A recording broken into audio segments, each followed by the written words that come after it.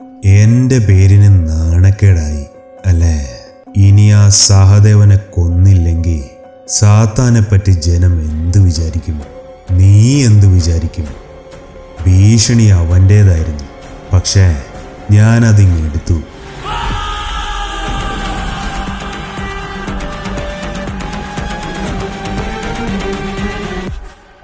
കഥകളുടെ മായിക ലോകത്തിലേക്ക് എല്ലാവർക്കും സ്വാഗതം. അടുത്ത ദിവസം രാവിലെ വെള്ളിയാഴ്ചയാണെന്ന് എബ്രഹാമും സംഘവും ഓഫീസിൽ. സാത്താന്റെ ഭീഷണിയുടെ കാര്യം മാത്രമേ CMന് അറിയാവൂ. ആ ഭീഷണി ഉയർത്തിയ സാത്താൻ മരിച്ച കാര്യം അയാൾക്കറിയില്ല. എബ്രഹാം കൂടെയുള്ളവരോട് പറഞ്ഞു, അതുകൊണ്ട് എന്താണ് സാർ കാര്യം? എന്ത് വ്യത്യാസമാണുള്ളത്?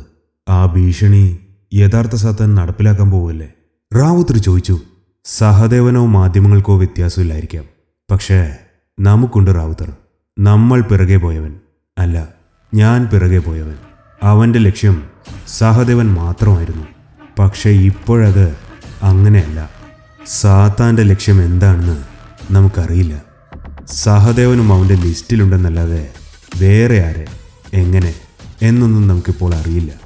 എബ്രഹാം പറഞ്ഞു. കുറച്ചു നേരം നിശബ്ദത മുറിയിൽ പരന്നു. അത് ഭേദിച്ചുകൊണ്ട് വിവേക് പറഞ്ഞു, സർ, കൊച്ചി പോർട്ടിൽ നിന്ന് ഒരു വിവരം കിട്ടിയിട്ടുണ്ട്. ഞാൻ മുമ്പ് പറഞ്ഞ കപ്പല് ഇന്ന് ഉച്ചയോടുകൂടി പോർട്ടിലെത്തും. വിവരം അതീവ രഹസ്യമാണ്. എബ്രഹാം കസേരയിൽ നിന്ന് എഴുന്നേറ്റു. വിവേകിന് കിട്ടിയ ഇൻഫർമേഷൻ അത് സത്യമാണെങ്കിൽ സാത്താൻ തിരിച്ചു വരുന്നതിൻ്റെ ആദ്യ ലക്ഷണമാണത്. ഇന്നലെ അവൻ്റെ കോള് വന്നപ്പോൾ നിങ്ങൾ ശ്രദ്ധിച്ചിരുന്നോ? കടലിൻ്റെ ശബ്ദം കേൾക്കാമായിരുന്നു. അതായത് അവൻ ആ കപ്പലിൽ തന്നെ ഉണ്ടാവണം, അല്ലേ സർ? റാവുത്തർ ചോദിച്ചു. അങ്ങനെ ആവാനാണ് സാധ്യത. നമുക്കൊരു കാര്യം ചെയ്യാം. റാവുത്തർ, വിവേക്, ജെയിംസ് എൻ്റെ കൂടെ വരൂ. നമുക്ക് കൊച്ചിൻ പോർട്ട് വരെ പോവാം. ഉച്ചയോടുകൂടി നമുക്ക് അവിടെ എത്താൻ സാധിക്കണം. ശ്യാമും ശ്രീനാഥും റിയാസും നിങ്ങൾ ഇവിടെ തന്നെ വേണം. എന്തെങ്കിലും ഉണ്ടെങ്കിൽ അപ്പോൾ തന്നെ എനിക്ക് വിവരം നൽകണം. എബ്രഹാം പറഞ്ഞു. ഒട്ടും സമയം പാഴാക്കാതെ തന്നെ എബ്രഹാമും സംഘവും പുറപ്പെട്ടു. രാവിലെ 8 മണിക്ക് പുറപ്പെട്ട അവർ കൊച്ചിയിലെത്തിയത് 12 മണി അടുപ്പിച്ചാണ്. അവർ നേരെ പോർട്ടിലേക്ക് പോയി. പോർട്ട് അധികാരികളോട് എബ്രഹാം സംസാരിച്ചു. സാറ് പറഞ്ഞ കപ്പലതാണ്. പോർട്ടിന്റെ ഒരു ഭാഗത്ത് വിരൽ ചൂണ്ടി അവിടെ ഉണ്ടായിരുന്ന ഒരു ഉദ്യോഗസ്ഥൻ പറഞ്ഞു. എബ്രഹാം സംഘവും ആ കപ്പൽ ലക്ഷ്യമാക്കി നടന്നു.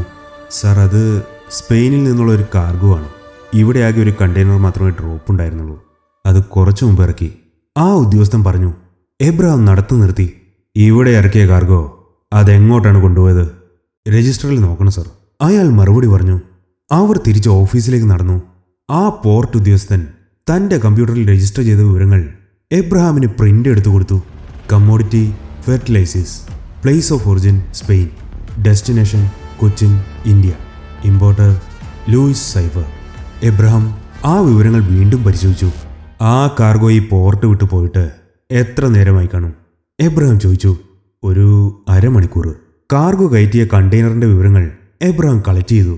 വിവേക്, ആ വന്ന കപ്പലിൽ ആരൊക്കെയുണ്ട്, ഇവിടെ ആരൊക്കെ ഇറങ്ങി എന്നുള്ള രേഖകൾ പരിശോധിക്കണം. ക്രൂ മെമ്പേഴ്സിൻ്റെ പാസ്പോർട്ട് ചെക്ക് ചെയ്യണം. റാവുത്തർ, ട്രാഫിക്കിൽ വിളിക്ക്. നമുക്ക് ആ കണ്ടെയ്നർ കണ്ടുപിടിക്കണം. എബ്രഹാം പറഞ്ഞു. വിവേകിനെയും ജെയിംസിനെയും അവിടെ നിർത്തിയിട്ട് എബ്രഹാമും റാവുത്തറും ആ കണ്ടെയ്നറിൻ്റെ പിറകെ പോയി. റാവുത്തർ നിർത്താതെ ഫോൺ ചെയ്തുകൊണ്ടിരുന്നു. ഒടുവിൽ അയാൾക്ക് ഉത്തരം കിട്ടി. സർ, നമ്മൾ ചോദിച്ച നമ്പറിലുള്ള ഒരു കണ്ടെയ്നർ ഇപ്പോൾ പനമ്പള്ളി ജംഗ്ഷൻ കഴിഞ്ഞ് നേരെ പോയിക്കൊണ്ടിരിക്കുന്നു. എബ്രഹാം വണ്ടി ചവിട്ടി വിട്ടു. കുറച്ചു ദൂരം പോയപ്പോൾ ആ കണ്ടെയ്നർ അവരുടെ മുന്നിൽ പ്രത്യക്ഷപ്പെട്ടു. എബ്രഹാം അതിനെ മറികടന്ന് അതിൻ്റെ മുന്നിൽ വണ്ടി നിർത്തി. റാവുത്തറും എബ്രഹാമും തോക്കുകൾ എടുത്ത് ഡ്രൈവറിനും സഹായിക്കും നേരെ ചൂണ്ടി. ഇറങ്ങി വാടാ. റാവുത്തർ അലറി. ഭയന്ന് വരച്ച് ഡ്രൈവറും സഹായിയും വണ്ടിയിൽ നിന്നും ഇറങ്ങി. എന്താ സാറേ, എന്താ പ്രശ്നം? ലോഡ് എന്താണ്? എബ്രഹാം ചോദിച്ചു. ഈ സമയം റാവുത്തർ വണ്ടിയുടെ പിറകിലെത്തിയിരുന്നു. സഹായിയെ കൊണ്ട് അയാൾ ആ കണ്ടെയ്നർ തുറപ്പിച്ചു. എനിക്കറിയില്ല സാർ, വന്ന ലോഡ് കൊണ്ട് ഇറക്കുക മാത്രമാണ് ഞാൻ ചെയ്തത്, ഡ്രൈവർ പറഞ്ഞു. ഈ സമയം റാവുത്തർ കണ്ടെയ്നർ തുറന്നു കഴിഞ്ഞിരുന്നു. സർ, ഇതിനകത്തൊന്നും തന്നെ ഇല്ല. എബ്രഹാം ഡ്രൈവറുടെ കോളർ കയറി പിടിച്ചു. എവിടെയാടാ നീ അത് ഇറക്കിയത്? സാറേ, കുറച്ച് മാറി അവിടെ ഒരു ഗോഡൌണിൽ. ഞങ്ങൾ ഇറക്കിയിട്ടിപ്പോൾ വരുന്നതേ ഉള്ളൂ. എബ്രഹാം ആ ഡ്രൈവറെയും സഹായം പിടിച്ച് ജീപ്പിൽ കയറ്റി. അവർ വഴി എബ്രഹാമിന് പറഞ്ഞു കൊടുത്തു. ആളൊഴിഞ്ഞ വിജനമായൊരു സ്ഥലത്താണ് അവർ എത്തിച്ചേർന്നത്. ആരാടാ ഇവിടെ ലോഡ് ഇറക്കാൻ പറഞ്ഞത്? റാവുത്തർ ചോദിച്ചു. അറിയില്ല സാർ, ഈ കത്തിൽ പറഞ്ഞിരിക്കുന്ന സ്ഥലത്ത് ഞങ്ങൾ ഇറക്കിയതാണ്. അതിനുള്ള കാശും ആ കത്തിൻ്റെ കൂടെ ഉണ്ടായിരുന്നു. ഡ്രൈവർ പോക്കറ്റിൽ നിന്നൊരു കുറിപ്പെടുത്ത് എബ്രഹാമിന് നൽകി. എബ്രഹാം ചുറ്റും നോക്കി. ആ പരിസരത്ത് ആരും തന്നെയില്ല. ഏതോ പഴയ റൈസ് ഗോഡൌണാണ്. എബ്രഹാമും റാവുത്തറും മെല്ലെ ഗോഡൌണിലേക്ക് കയറി. പക്ഷേ അവിടെ ഒന്നും തന്നെ ഇല്ലായിരുന്നു. കാലിയായ ഗോഡൌൺ മാത്രം. എബ്രഹാം ഡ്രൈവറെ നോക്കി. സാറേ, സത്യമായിട്ടും ഞങ്ങൾ ഇവിടെ തന്നെയാണ് ലോഡ് ഇറക്കിയത്. ഒരു കണ്ടെയ്നർ. റാവുത്തർ അവിടെ മൊത്തം പരിശോധിച്ചു. സാർ, അവർ പറയുന്നത് ശരിയായിരിക്കണം.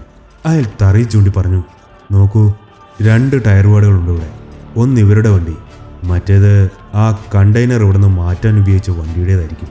അതുപോലെ തന്നെ കണ്ടെയ്നർ ഇറക്കി വെച്ചതിൻ്റെ പാടുകൾ ഇവിടെയുണ്ട്. എബ്രഹാം ഫോൺ എടുത്ത് വിവേകിനെ വിളിച്ചു. സർ, ക്രൂ മുഴുവൻ സ്പെയിൻകാരാണ്. അവരുടെ ക്യാപ്റ്റനും മറ്റു 4 പേരുമാണ് പോർട്ടിൽ ഇറങ്ങിയത്. അവരുടെയൊക്കെ പാസ്പോർട്ടുകൾ ചെക്ക് ചെയ്തു. സംശയിക്കുന്ന രീതിയിൽ ഒന്നും തന്നെയില്ല. ഞങ്ങൾ ഇപ്പോൾ അങ്ങോട്ട് വരാം. ആ ഡ്രൈവറിനെയും സായയും ലോക്കൽ പോലീസിന് കൈമാറിയിട്ട് എബ്രഹാമും റാവുത്തറും തിരിച്ച് പോർട്ടിലേക്ക് മടങ്ങി. പോകുന്ന വഴിയിൽ എബ്രഹാമിന്റെ ചിന്ത മുഴുവൻ പോർട്ടിൽ നിന്ന് കിട്ടിയ വിവരങ്ങളായിരുന്നു. പോർട്ടിലെത്തിയ എബ്രഹാം വിവേകിനെ കണ്ടു. നമുക്ക് പ്രയോജനമുള്ള എന്തെങ്കിലും ഇവിടെ നിന്ന് കിട്ടാനുണ്ടോ? വിവേക് മറുപടി പറഞ്ഞു. സർ, ഞങ്ങളെല്ലാം പരിശോധിച്ചു. CCTVയിൽ കപ്പലിലെ ജോലിക്കാരല്ലാതെ മറ്റാരും ഇറങ്ങുന്നതായി കണ്ടില്ല. ഈ ലോഡ് ആർക്കു വേണ്ടിയാണ് വന്നതെന്ന് നമ്മൾ കണ്ടുപിടിക്കണം. എബ്രഹാം പറഞ്ഞു. സർ, ആ പേരെന്തായിരുന്നു?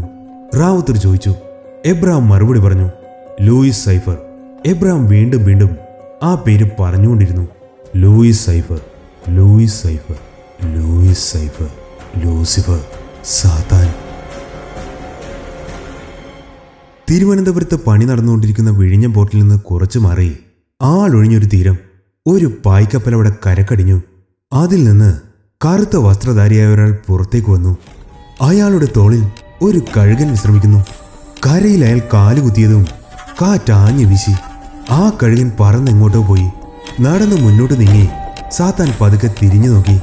ആ പായ്ക്കപ്പൽ മുക്കാലും കരയിൽ കയറി കിടക്കുകയാണ്. അവൻ പതുക്കെ ചിരിച്ചു. മടിക്കുത്തിലിരുന്ന കുറച്ച് ഇലയെടുത്ത് അവനൊരു ചുരുട്ടുണ്ടാക്കി. അത് കത്തിച്ചു വലിച്ചു. അവന്റെ കണ്ണുകൾ ചോരയുടെ നിറമായി. വലിച്ചുകൊണ്ട് തന്നെ അവൻ നടന്നു. ആ നടത്തം അവസാനിച്ചത് കുറച്ചു മാറിയൊരു പെട്ടിക്കടയിലാണ്. സാത്താൻ കടക്കാരനോട് ആവശ്യപ്പെട്ടു.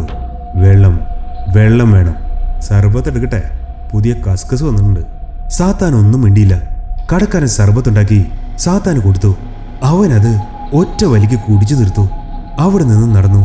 ഡോ, കാശ് തന്നിട്ട് കൊടു. ഇതൊക്കെ എവിടെ നിന്ന് കെട്ടിയെടുക്കുന്നു? കടക്കാരൻ ദേഷ്യപ്പെട്ടു. സാത്താൻ അത് വകവയ്ക്കാതെ മുന്നോട്ട് നടന്നു. കടക്കാരൻ വെളിയിലിറങ്ങി സാത്താനെ പിടിച്ചു നിർത്തി. മര്യാദക്ക് കാശ് തന്നിട്ട് പോയാൽ മതി, ഇത് സ്ഥലം വേറെ. അയാൾ അലറി. തോളിൽ വീണ കയ്യിലേക്ക് സാത്താൻ നോക്കി. തിരിഞ്ഞ് കടക്കാരനെ നോക്കി. സാത്താൻ ആ കടക്കാരന് നേരെ തിരിഞ്ഞു. അങ്ങനെ വഴിക്ക് വാ, ഈ നാട്ടുകാരനല്ലേ? അയാൾ ചോദിച്ചു. കടക്കാരനോടൊപ്പം സാത്താൻ കടയുടെ അടുത്തേക്ക് നീങ്ങി. അയാളെ നോക്കി സാത്താൻ ചിരിച്ചു. കുറച്ചു നേരം ആ ചിരി മായാതെ നിന്നു. സാത്താൻ തിരിച്ചു നടന്നപ്പോൾ ആ ചിരി മാഞ്ഞു.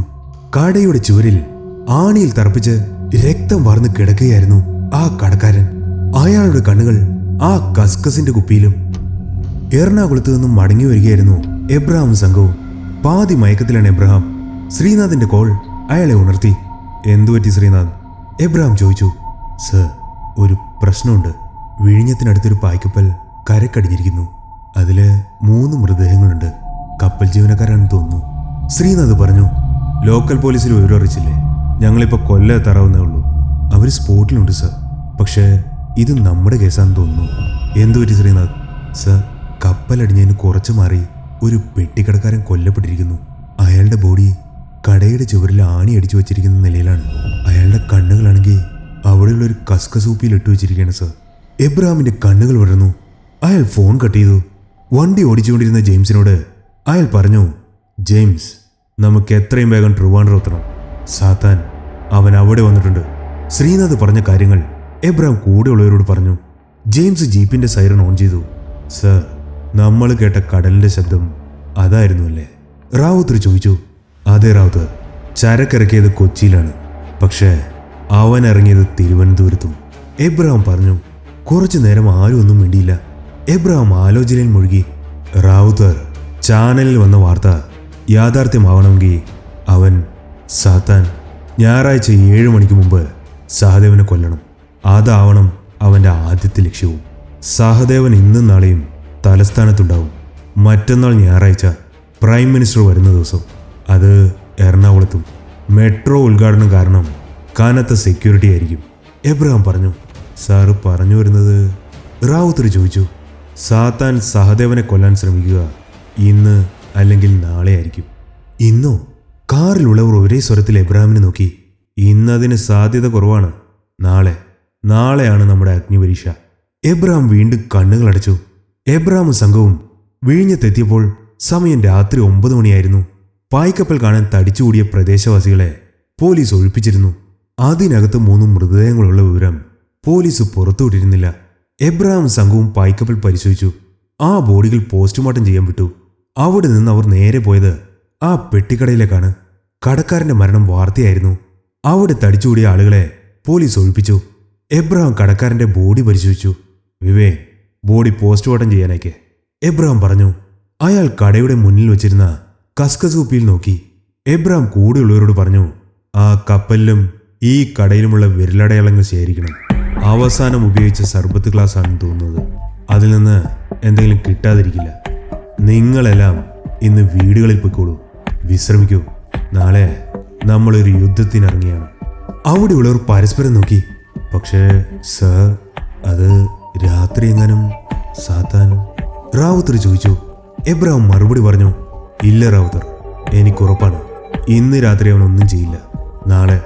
നാളെ നമ്മൾ ജാഗരൂകരായിരിക്കണം. അവിടുത്തെ ജോലികൾ കഴിഞ്ഞ് എബ്രഹാം ടീമിലുള്ള എല്ലാവരെയും വീടുകളിലേക്ക് പറഞ്ഞയച്ചു. എബ്രഹാമും വീട്ടിൽ പോയി. അയാൾ അന്ന് സമാധാനത്തോടെ ഉറങ്ങി. അടുത്ത ദിവസം രാവിലെ 8 മണിക്ക് തന്നെ എബ്രഹാം ഓഫീസിലെത്തി. കുറച്ചു കഴിഞ്ഞപ്പോൾ റാവുത്തറും ശ്രീനാഥും റിയാസും ശ്യാമും അവിടെ എത്തിച്ചേർന്നു. നിഷയോട് വരേണ്ടതില്ലെന്ന് എബ്രഹാം നേരത്തെ അറിയിച്ചിരുന്നു. എബ്രഹാം ചുറ്റുമുള്ളവരെ നോക്കി. വിവേകും ജെയിംസും എന്തേ? റിയാസ് ശ്യാമിനെ നോക്കി. ശ്യാം പറഞ്ഞു, സർ, അത് അവർ രണ്ടുപേരും ഒരുമിച്ച് സിറ്റിയിലുള്ളൊരു ഹോട്ടലിലാണ് താമസം. ഇന്ന് വരാൻ കുറച്ച് ലേറ്റ് ആവുമെന്ന് രാവിലെ മെസ്സേജ് ഇട്ടിരുന്നു. ഇന്നലത്തെ ഹാങ് ഓവർ? ഏത്, ആ കടക്കാരൻ്റെ ബോഡി കണ്ട ഹാങ് ഓവറോ? റാവുത്തർ ചോദിച്ചു. അല്ല സർ, ശരിക്കുള്ള ഹാങ് ഓവർ, റിയാസ് പറഞ്ഞു. ഓക്കെ, അത് സാരമില്ല. കുറച്ച് ദിവസമായില്ലേ ഈ കേസിൻ്റെ പിറകെ. നമുക്ക് തുടങ്ങാം. അവർ വന്നോളും. ഞാൻ CM വിളിച്ചിട്ടുണ്ടായിരുന്നു. ഇന്നൊരു ദിവസത്തേക്കുള്ള എല്ലാ പൊതുപരിപാടികളും റദ്ദ് ചെയ്യാൻ ഞാൻ അദ്ദേഹത്തോട് ആവശ്യപ്പെട്ടിട്ടുണ്ട്. അത് അദ്ദേഹം സ്വീകരിക്കുകയും ചെയ്തു. അദ്ദേഹം ഇന്ന് മുഴുവൻ ക്ലിഫ് ഹൗസിൽ തന്നെ ഉണ്ടാവും. അപ്പോൾ നമ്മുടെ ജോലി കുറച്ചുകൂടി എളുപ്പമായി അല്ലേ സർ? റാവുത്തർ ചോദിച്ചു. അങ്ങനെ പറയാൻ പറ്റില്ല റാവുത്തർ. ക്ലിഫ് ഹൗസ് നമ്മുടെ നിരീക്ഷണത്തിലാണ്. നമ്മളറിയാതെ ആർക്കും അതിൻ്റെ പരിസരത്ത് പോലും വരാൻ പറ്റില്ല. നമ്മൾ അങ്ങോട്ട് പോകണം സർ? ശ്യാം ചോദിച്ചു. അതിൻ്റെ ആവശ്യമില്ല. സെക്യൂരിറ്റി ഹെഡ് എൻ്റെ അടുത്ത സുഹൃത്താണ്. എല്ലാ കാര്യങ്ങളും ഞാൻ അയാളോട് പറഞ്ഞിട്ടുണ്ട്. നമ്മളിപ്പോൾ ചെയ്യേണ്ടത് അവൻ സാത്താൻ എവിടെയാണെന്ന് കണ്ടുപിടിക്കണം. അവൻ്റെ സാമീപ്യം അവസാനമായിട്ടുണ്ടെന്നറിഞ്ഞത് ആ പെട്ടിക്കടയിലാണ്. അവിടെ നിന്നും മണം പിടിച്ചുപോയ ഡോഗ് സ്ക്വാഡ് കുറച്ച് ദൂരം പോയിട്ട് നിൽക്കുകയായിരുന്നു. ആരും ആ പരിസരത്ത് അങ്ങനെ ഒരാളെ കണ്ടിട്ടില്ല. ഗ്രാമപ്രദേശം ആയതുകൊണ്ട് CCTVകൾ ഒട്ടും ഇല്ലതാനും. റാവുത്തർ പറഞ്ഞു. റാവുത്തർ, വീണ്ടും നമ്മൾ ഇരുട്ടിത്തപ്പുവാണോ? എബ്രഹാം നിരാശനായി ചോദിച്ചു. ഇല്ല സർ, അവൻ ഈ സിറ്റിയിൽ എവിടെയുണ്ടെങ്കിലും നമ്മൾ പിടിച്ചിരിക്കും. എല്ലാ സ്റ്റേഷനിലും വിവരം കൈമാറിയിട്ടുണ്ട്. ശ്യാം വീണ്ടും ഫോണിൽ എന്തോ നോക്കിയിട്ട് എബ്രഹാമിനോട് പറഞ്ഞു. സർ, വിവേകും ജെയിംസും വരാൻ കുറച്ചുകൂടി ലേറ്റ് ആവുമെന്ന് ജെയിംസും മെസ്സേജ് അയച്ചിരിക്കുന്നു. എബ്രഹാം തലപൊക്കി ശ്യാമിനെ നോക്കി. ശ്യാം, എന്തോ കുഴപ്പമുണ്ട്. അവർ രണ്ടുപേരെയും എനിക്ക് നന്നായി അറിയാം. എന്തുണ്ടെങ്കിലും അവർ ഡയറക്റ്റായിട്ടാണ് എന്നെ വിളിക്കുന്നത്. സത്യം പറയൂ, എവിടെയാണവർ? ശ്യാമും റിയാസും പരസ്പരം നോക്കി. ശ്രീനാഥ് മുന്നോട്ട് വന്ന് പറഞ്ഞു. സർ, അവരിന്നലെ രാത്രി ആ പായ്ക്കപ്പൽ പരിശോധിക്കാൻ പോയിരുന്നു. എബ്രഹാം ചാടി എഴുന്നേറ്റു. വാട്ട്? നിങ്ങളോട് ഞാൻ പറഞ്ഞതല്ലേ വേറെ ഒന്നും ചെയ്യാതെ നേരെ വീടുകളിൽ പോകാൻ? ശ്യാം ഇടപെട്ടു. സർ, കുഴപ്പമൊന്നുമില്ല. ഇന്നലെ രാത്രി വിവേകനെ വിളിച്ചായിരുന്നു. കപ്പലിൽ നിന്നൊന്നും കിട്ടിയില്ലെന്നും ആ മൂഡ് മാറ്റാൻ 2 അടിക്കാൻ പോവാണെന്നും പറഞ്ഞു. എന്നിട്ട് രാവിലെ അവരെ വിളിച്ചു നോക്കിയോ? എബ്രഹാം ചോദിച്ചു. ഇല്ല സർ, അതിനു മുമ്പേ ജെയിംസിന്റെ മെസ്സേജ് വന്നു. ശ്യാം പറഞ്ഞു. റാവുത്തർ, സൈബർ സെല്ലിൽ വിളിക്കേ. വിവേകിന്റെ ജെയിംസിന്റെ ഫോണുകൾ ഇപ്പോൾ എവിടെയാണെന്ന് അറിയണം. റാവുത്തർ ഉടനെ തന്നെ സൈബർ സെല്ലിൽ വിളിച്ചു. 5 മിനിറ്റിനുള്ളിൽ തന്നെ വിവരം കിട്ടുകയും ചെയ്തു. സർ, വിവേകിന്റെ ഫോൺ സിറ്റിയിലുള്ള ഒരു ഹോട്ടലിലുണ്ട്. പക്ഷേ ജെയിംസിന്റെ ഫോൺ അത് കന്യാകുമാരിയിലാണുള്ളത്. ശ്യാം അത് കേട്ട് ഞെട്ടി. സമയം കളയാനില്ല ശ്യാം, അവരുടെ ഹോട്ടൽ അറിയാമല്ലോ, നമുക്ക് ഉടനെ അങ്ങോട്ട് പോകണം. എബ്രഹാം പറഞ്ഞു. അവർ ഉടനെ തന്നെ വിവേകും ജെയിംസും താമസിക്കുന്ന ഹോട്ടലിലേക്ക് തിരിച്ചു. ഹോട്ടലിലെത്തിയ അവർ നേരെ അവരുടെ റൂമിലേക്ക് പോയി. എബ്രഹാം ഗണ്ണെടുത്തു. റാവുത്തർ കോളിംഗ് ബെല്ലടിച്ചു. മറുപടി ഒന്നും വന്നില്ല. റാവുത്തർ വീണ്ടും ബെല്ലടിച്ചു. അതിനും മറുപടി ഇല്ലാതായപ്പോൾ എബ്രഹാം റാവുത്തറിനോട് മാറാൻ ആംഗ്യം കാണിച്ചു. ഒറ്റ ചവിട്ടിന് എബ്രഹാം ഡോറ് തുറന്നു. അകത്ത് കയറി അവർ കണ്ടത് ഫാനിൽ തൂങ്ങിയാടുന്ന വിവേകിനെയാണ്. എബ്രഹാം പിന്നോട്ട് മാറി. അപ്പോഴാണ് അടുത്തുള്ള റൂമിൽ ഒരാൾ തൂങ്ങി നിൽക്കുന്നയാൾ കണ്ടത്. അങ്ങോട്ട് പോയ എബ്രഹാം കണ്ടത് ആ റൂമിൽ ഫാനിൽ തൂങ്ങിയാടുന്ന ജെയിംസിന്റെ ബോഡിയാണ്.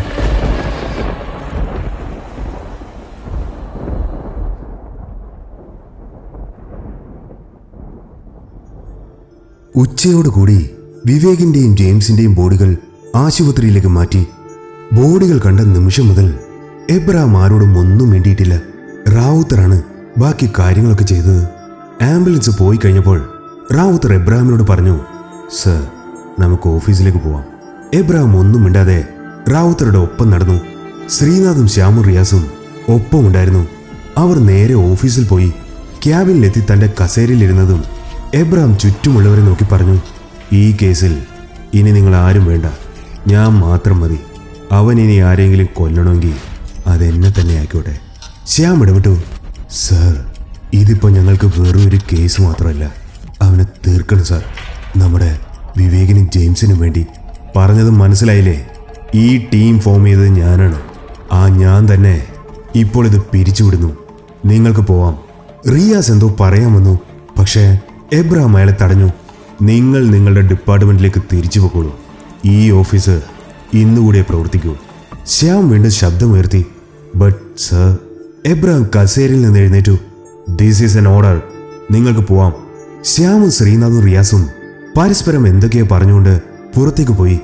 എബ്രഹാം റാവുത്തറിനോട് പറഞ്ഞു, റാവുത്തർ, നിങ്ങൾക്കും പോവാം. ഈ കളിയിൽ ഞാനും അവനും മാത്രം മതി. റാവുത്തർ പതുക്കെ ചിരിച്ചു. ഈ പറഞ്ഞ സാത്താനെ സാറിന്റെ കേസിൽ കൊണ്ടുവന്നത് ഞാനാണ്. ഇത് തുടങ്ങിയത് മുതൽ ഞാൻ കൂടെയുണ്ട്. ഒടുക്കം വരെ കാണുകയും ചെയ്യും. അത് വേണ്ട റാവുത്തർ. എബ്രഹാം സാർ, ഞാൻ തിരിച്ചെത്തുന്നതും കാത്ത് വീട്ടിൽ ആരുമില്ല. എൻ്റെ ഇത്രയും നാളത്തെ സർവീസിൽ ഇതുപോലൊരു കേസ് ഞാൻ നോക്കിയിട്ടില്ല. സാർ ഇനി എന്നെ പറഞ്ഞു വിട്ടാലും ഞാൻ പോവില്ല. എബ്രഹാം റാവുത്തറിനെ സൂക്ഷിച്ചു നോക്കി.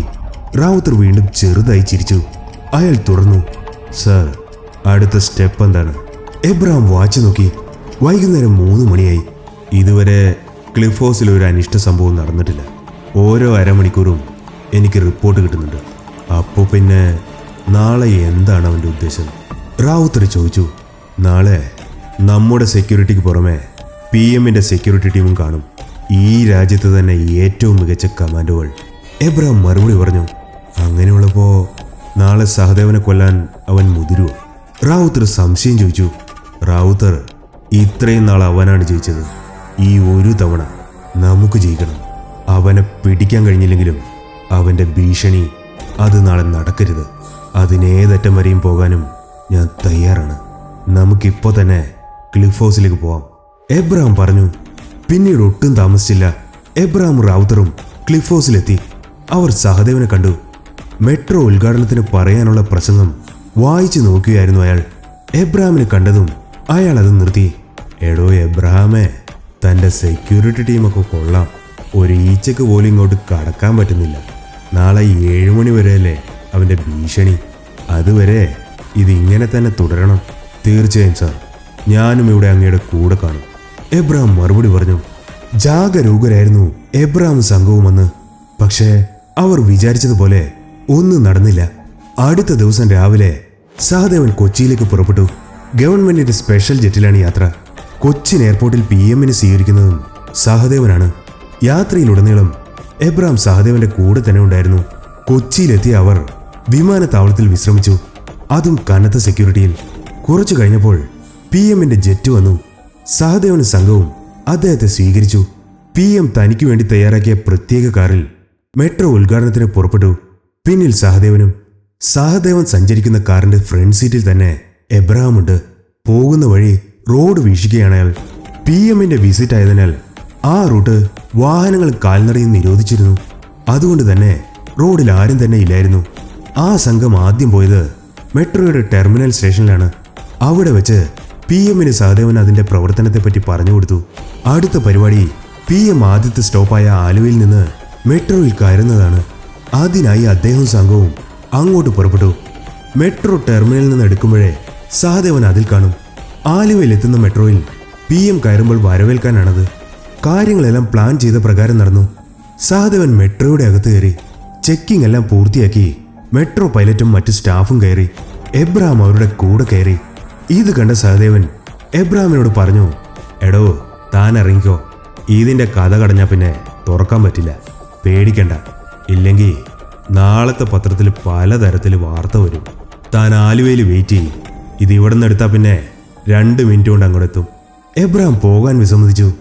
പക്ഷേ CM പറഞ്ഞത് കേൾക്കാതിരിക്കാൻ സാധിക്കുകയില്ല. റാവുത്തർ അവിടെ നിർത്തിയിട്ട് എബ്രഹാം അതിവേഗം ഇറങ്ങി കാറിൽ കയറി ആലുവയിലേക്ക് പുറപ്പെട്ടു. എബ്രഹാം ആലുവ മെട്രോയിൽ എത്തിയപ്പോൾ റാവുത്തറുടെ ഫോൺ കോൾ വന്നു. സർ, മെട്രോ ഇവിടെ നിന്ന് ഇപ്പോൾ പുറപ്പെട്ടു, 2 മിനിറ്റിൽ അവിടെ എത്തും. എബ്രഹാം ഓടി മുകളിലെത്തി. അവിടെ PM പരിവാരങ്ങളും മെട്രോ വരാൻ വേണ്ടി കാത്തു നിൽക്കുകയായിരുന്നു. എബ്രഹാം അവരുടെ കൂടെ കൂടി. അയാൾ വാച്ച് നോക്കിക്കൊണ്ട് നിന്നു. റാവുത്തർ വിളിച്ചിട്ട് ഇപ്പോൾ 2 മിനിറ്റ് കഴിഞ്ഞു. എല്ലാവരും അക്ഷമരായി. സമയം കടന്നുപോയി. എബ്രഹാം വീണ്ടും വാച്ച് നോക്കി. 5 മിനിറ്റ് ആയിരിക്കുന്നു റാവുത്തർ വിളിച്ചിട്ട്. എന്തോ പന്തികേട് പോലെ. അയാൾ ഫോൺ എടുക്കാൻ പോക്കറ്റിൽ കൈയിട്ടപ്പോൾ ട്രാക്കിൽ ദൂരെ ഒരു വെളിച്ചം കണ്ടു. മെട്രോ വരുന്നുണ്ട്. എബ്രഹാം ഒരു ദീർഘശ്വാസം എടുത്തു. പതുക്കെയാണ് വരുന്നത്. അതുകൊണ്ടാവാൻ താമസിച്ചത്. എബ്രഹാം മെട്രോയിൽ തന്നെ നോക്കി നിന്നു. അത് അടുത്തേക്ക് വന്നപ്പോഴാണ് എല്ലാവരും ആ കാഴ്ച കണ്ടത്. മെട്രോയുടെ മുന്നിൽ 2 കൈകളും 2 വശത്തേക്കായി കെട്ടി തൂക്കിയിട്ട നിലയിലാണ് സഹദേവൻ. അയാൾ നഗ്നനാണ്. ഉടുത്തിരുന്ന മുണ്ട് ഉപയോഗിച്ചാണ് അയാളെ കെട്ടിയിട്ടിരിക്കുന്നത്. മെട്രോ കുറച്ചുകൂടി അടുത്തെത്തിയപ്പോൾ എല്ലാവരും അത് വ്യക്തമായി കണ്ടു. ചോര വാർന്ന് കിടക്കുകയാണ് സഹദേവൻ. ആ ശരീരത്തിൽ കണ്ണുകളില്ലായിരുന്നു. എബ്രഹാമിന് തന്റെ കണ്ണുകൾ വിശ്വസിക്കാനായില്ല. PMന്റെ കമാൻഡുകൾ അദ്ദേഹത്തെ വളഞ്ഞു. അവർ അതിവേഗം PMനെ മെട്രോയുടെ താഴെ എത്തിച്ച് കാറിൽ കയറ്റി. ഈ സമയം എബ്രഹാം ഓടി മെട്രോയുടെ അടുത്തെത്തി. അതിനകത്ത് ആരും തന്നെ ഇല്ലായിരുന്നു. താൻ 5 മിനിറ്റ് മുമ്പ് കണ്ട ആരും തന്നെ അതിനകത്തില്ല. എബ്രഹാം ഗണ്ണെടുത്തു. അയാൾ മെട്രോ മുഴുവൻ പരിശോധിച്ചു. ആകെ പരിഭ്രാന്തനായി അയാൾ ചുറ്റും നോക്കി. ആ നോക്കുന്നതിൻ്റെ ഇടയിൽ അയാൾ കണ്ടു മെട്രോ സ്റ്റേഷന്റെ താഴെ തന്നെ നോക്കി ചിരിച്ചുകൊണ്ട് നിൽക്കുന്ന ഒരാളെ. കാൽനട പൂർണ്ണമായും നിരോധിച്ച സ്ഥലത്ത് അയാൾ മാത്രം നിൽക്കുന്നു. സാത്താൻ! എബ്രഹാം അലറി. അയാൾ അതിവേഗം സ്റ്റേഷന്റെ വെളിയിൽ വന്നു. സാത്താൻ ഇപ്പോൾ അവിടെയില്ല. എബ്രഹാം ചുറ്റും നോക്കി. ഒരു ശബ്ദം കേട്ട് അയാൾ മുകളിലേക്ക് നോക്കിയപ്പോൾ ഒരു കഴുകൻ തന്റെ തലക്ക് മുകളിൽ കൂടി പറന്നു പോകുന്നത് കണ്ടു. എബ്രഹാം ആ കഴുകനെ പിന്തുടർന്നു. കുറച്ചു ദൂരം ഓടിയ എബ്രഹാം ആകെ ക്ഷീണിച്ചു. അയാൾ ചെന്നെത്തിയത് ഒരു പാലത്തിന് മുകളിലാണ്. താഴെ കായൽ.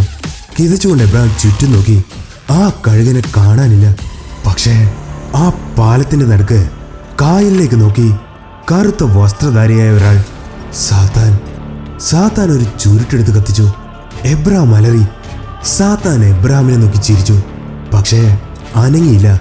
എബ്രഹാം ഓടി സാത്താന്റെ അടുത്തെത്തി. ഞാൻ കാത്തിരിക്കുകയായിരുന്നു. സാത്താൻ പറഞ്ഞു, നിന്റെ അന്ത്യം എന്റെ കൈകൊണ്ടാണടാ, നിന്നെ എനിക്ക് വേണം.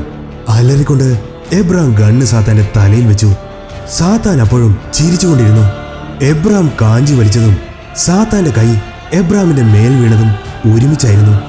ബുള്ളറ്റ് സാത്താന്റെ ശിരസ് പിളർന്നുപോയി. ആ ശരീരം കായലിലേക്ക് വീണു. എബ്രഹാമിന് എന്തോ സംഭവിച്ചതുപോലെ തോന്നി. ദേഹത്തുകൂടെ ഒരു വൈദ്യുതി പ്രവാഹം കടന്നുപോയതുപോലെ. അയാൾ കണ്ണുകൾ അടച്ചു. ഒരു വിളി കേട്ടിട്ടാണ് എബ്രഹാം കണ്ണു തുറന്നത്. അത് റാവുത്തർ ആയിരുന്നു. സർ, അവരെവിടെ? സാത്താൻ. എബ്രഹാം ചുറ്റും നോക്കി. തന്റെ കൈയിലേക്കും ശരീരത്തിലേക്കും നോക്കി.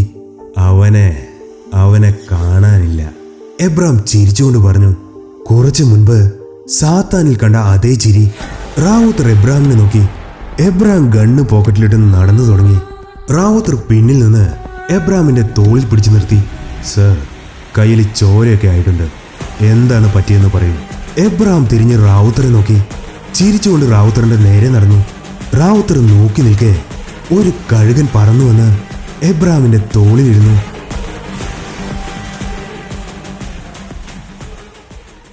ഒരു മണിക്കൂറിന് ശേഷമാണ് അടച്ചിട്ട പാലം വീണ്ടും വാഹനങ്ങൾക്ക് തുറന്നു കൊടുത്തത്. അതിലെ ബൈക്കിൽ പോയ 2 ചെറുപ്പക്കാരാണ് അതാദ്യം കാണുന്നത്. പാലത്തിൽ നിന്ന് താഴേക്ക് കെട്ടിത്തൂക്കിയിട്ട നിലയിൽ ഒരു ശരീരം. മധ്യവയസ്കനായ ഒരു പോലീസുകാരന്റെ കണ്ണുകളില്ലാത്ത ശരീരമായിരുന്നു അത്. CMന്റെ മരണത്തെ തുടർന്ന് ഒരാഴ്ച സംസ്ഥാനത്ത് ദുഃഖാചരണം നടന്നു. ആഭ്യന്തരമന്ത്രി മുഖ്യമന്ത്രി സ്ഥാനത്തേക്ക് വന്നു. റാവുത്തറിന്റെ ശവസംസ്കാരം എല്ലാവിധ ഔദ്യോഗിക ബഹുമതികളോടെയും നടന്നു. ചടങ്ങിൽ ശ്രീനാഥും ശ്യാമും റിയാസും പങ്കെടുത്തു. CMന്റെ സെക്യൂരിറ്റി ഡ്യൂട്ടിയിൽ വീഴ്ച പറ്റിയ കുറ്റത്തിന് എബ്രഹാം ഡേവിഡിന് പണിഷ്മെന്റ് ട്രാൻസ്ഫർ കിട്ടി. എറണാകുളത്തേക്ക് നാർക്കോട്ടിക്സിൽ. കായലിൽ വീണ സാത്താന്റെ ശവം ആരും കണ്ടിട്ടില്ല. കൊച്ചിൻ പോർട്ടിൽ വന്ന ലോഡ് എവിടെ പോയെന്ന് ആർക്കും അറിയില്ല, എബ്രഹാമിനൊഴിച്ച്. എല്ലാം കഴിഞ്ഞൊരു പ്രഭാതം നാർക്കോട്ടിക്സ് ആസ്ഥാനത്ത് ഓഫീസ് ക്യാബിനിലിരിക്കുന്ന എബ്രഹാം ഡേവിഡിനെ കാണാൻ ഒരാൾ വന്നു. എബ്രഹാം ഷർട്ടിന്റെ ആദ്യത്തെ ബട്ടൺ ഇട്ടിട്ടില്ല. അയാളുടെ കയ്യിലൊരു സിഗാർ എരിയുന്നു. കാല് മേശപ്പുറത്ത് കയറ്റി വെച്ചിട്ടുണ്ട്. ഷേവ് ചെയ്തിട്ടാണെങ്കിൽ ദിവസങ്ങളായി. ഡിവോഴ്സ് ചെയ്തു പോയ എബ്രഹാമിന്റെ ഭാര്യ കുറച്ചു നാൾ മുമ്പ് ദുരൂഹ സാഹചര്യത്തിൽ മരണപ്പെട്ടു. വാടോ. ഡോറിന്റെ അടുത്ത് നിന്ന ആളിനെ എബ്രഹാം അകത്തേക്ക് വിളിച്ചു. സാറേ, പറഞ്ഞതുപോലെ ലോഡ് ഇറക്കിയിട്ടുണ്ട്, ഇനി എന്താ ചെയ്യേണ്ടത്? അയാൾ ചോദിച്ചു. ഇനി നീ ഒന്നും ചെയ്യണ്ട, ഞാൻ ചെയ്തോളാം. എബ്രഹാം അയാളുടെ കൂടെ പുറത്തേക്കിറങ്ങി. അയാൾ ഒരു വെള്ള കളർ ഇന്നോവയിൽ കയറിപ്പോയി. എബ്രഹാം ആ വണ്ടിയുടെ നമ്പർ നോട്ട് ചെയ്ത് ആരെയോ ഫോണിൽ വിളിച്ചു. KL 07 XX9912. ഒരു വെള്ള കളർ ഇന്നോവ. ചത്തുവെന്ന് ഉറപ്പുവരുത്തണം. എബ്രഹാം ഫോൺ കട്ട് ചെയ്തു. അയാൾ ആ സിഗാർ ഒന്നുകൂടി വലിച്ചു. അപ്പോൾ ആകാശത്ത് ഒരു ചെറുകടി ശബ്ദം കേട്ടു. എബ്രഹാമിന്റെ തലയുടെ മുകളിൽ കൂടി ഒരു കഴുകൻ പറന്നുപോയി ആ ഇന്നോവക്കാർ പോയ ഭാഗത്തേക്ക്. സാത്താന്റെ രണ്ടാം വരവിനായി കാത്തിരിക്കുക.